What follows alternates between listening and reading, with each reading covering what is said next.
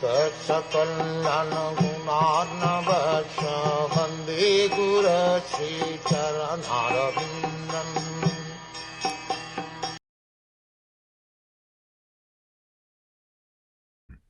My dear mother, those who are actually transcendentalists certainly follow my instructions as I have given them to you.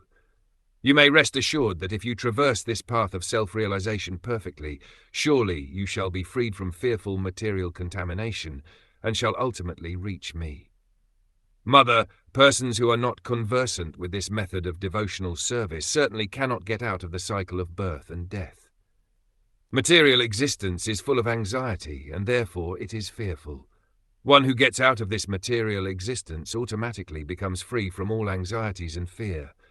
One who follows the path of devotional service enunciated by Lord Kapil is very easily liberated.